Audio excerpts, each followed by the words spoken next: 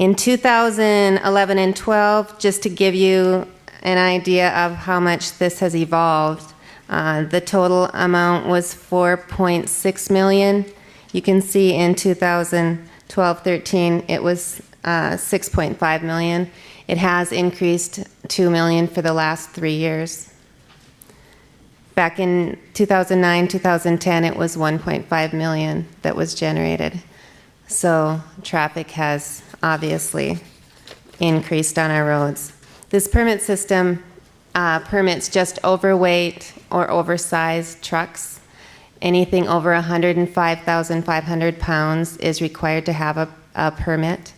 And it's just non-divisible loads, so loads that can be lowered to under the 105.5 are supposed to be lowered to below that, and they aren't allowed to drive heavy. So it's only the heavyweight loads that are permitted. One change we're making in October is outlined on the second page of your handout. Currently, our fee schedule is a graduated fee schedule starting at the 105.5 and above, up to 200,000 pounds.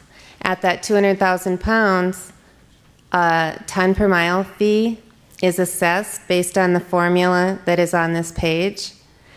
The 200,000 pounds will now be lowered to 150,000 pounds.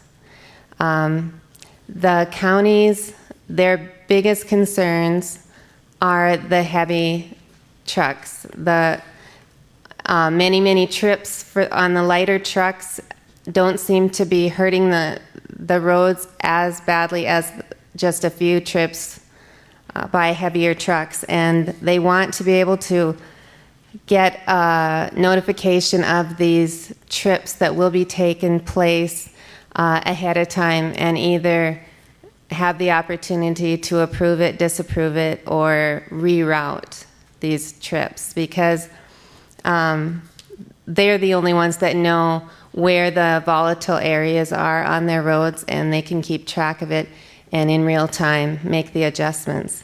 So they are going to be requiring that these 150 pounds and above loads be requested 3 days in advance, and notification will go out to the counties and to our office, and the counties will have the opportunity to act on that. It will be a pretty big change for the industry, but it's only on the very heavy loads, so hopefully the transition will be a smooth one.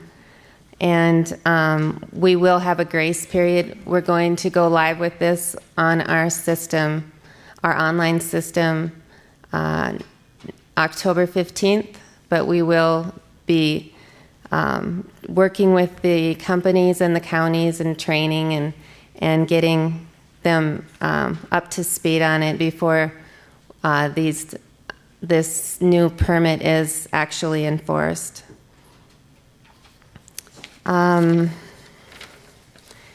We have been working with the state on a data sharing project. The industry has requested that they would love to have a one-stop shop. They don't mind buying the permits, they just don't like having to go all over, run around, and buy their permits.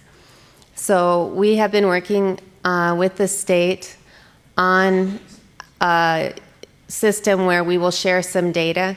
If the company goes to the state to buy their permits for the state road, if their route contains county roads, it will send them to our county system and populate some of the data that they've already entered into our county system, which should help make it a little bit easier process, and vice versa. Our county system will populate the state system back and forth, and we'll share that data. And that's just sort of the first step to giving the industry something that they've been asking for, and make it a little bit simpler for them to purchase their permits.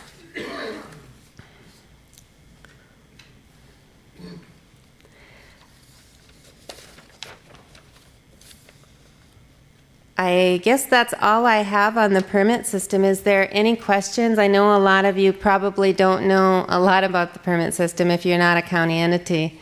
So if you have any general questions about it, I'd be happy to answer them.